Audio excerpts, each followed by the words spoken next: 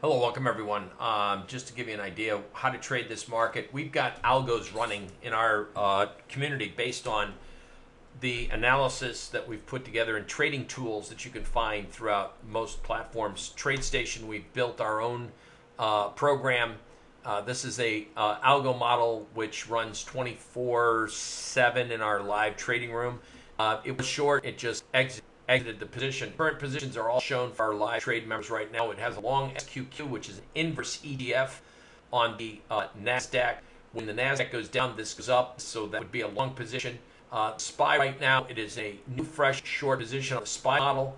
Bitcoin is, the 15-minute model is long. We had a 60-minute swing trade on GBTC that went short. Now, ironically, it just covered its short position. So someone had asked a while ago, how can you have one model long and one model short? Well, you're two different time frames and actually two different products. One's a Bitcoin ETF, GBTC, and one's a 15-minute day trade model on Bitcoin.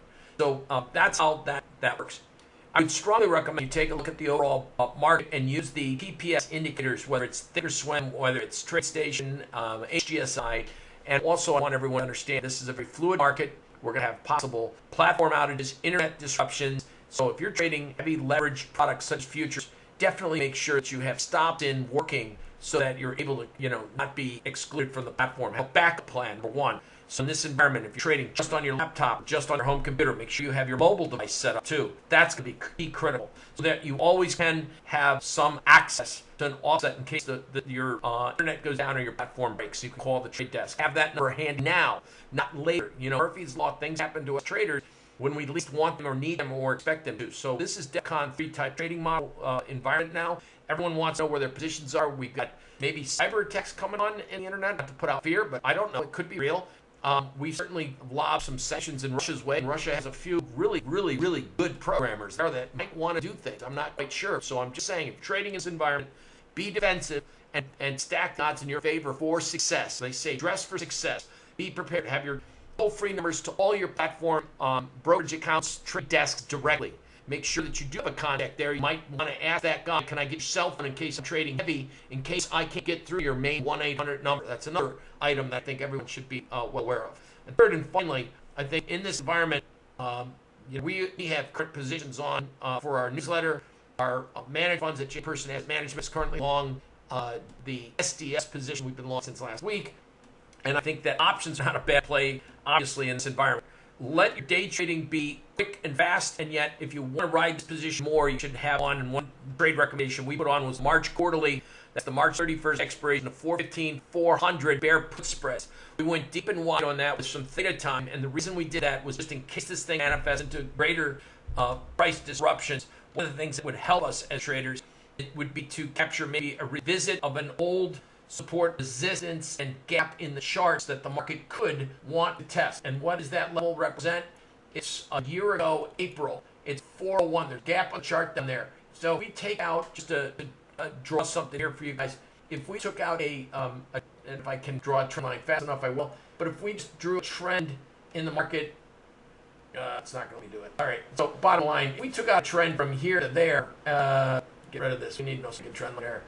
If we take out the trend of the low that we saw March 21st, bottom line, there's probably stops under the market, and that would be just I don't know, my whole opinion, a very logical spot for the market to get 400. So that's why we would want March expiration that gets you through the March 16th Fed announcement on interest rates. Number one, I don't see any.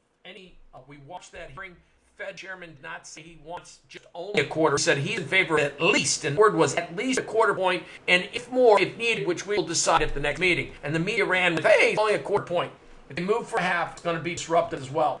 So with that said, this is a market that is truly fluid, and we have, again, an interesting disconnect between volatility and the overall market. We made a new low for Friday in the SPY. You can clearly see what I'm showing right here. New low in the SPY. And volatility, VXX, did not make a new high. So we've not confirmed a volatility breakout. On the other side of the coin, let me also point out, usually we get capitulation in the markets, and we see like 40 readings in the VIX, the cash VIX, and we've yet to see that reading. I think we had a high 38.94, so you want to see if this market truly is going to bottom, we want to see that capitulation in the marketplace.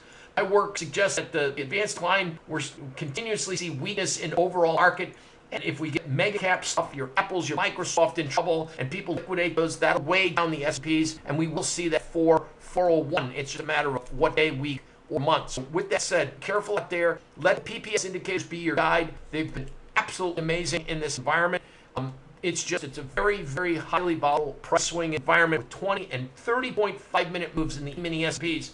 It's tough for small speculators to wrap their head around that risk. It's great when you're right, make a profit, but it's hard to wrap your head around that risk. And as well, if your internet goes down and you're in a futures position, it may be very costly. So make sure that you take those defensive actions and protect yourself as a trader. That's my best advice, my friends. Thank you very much for listening. Again, look up on those PPS indicators on your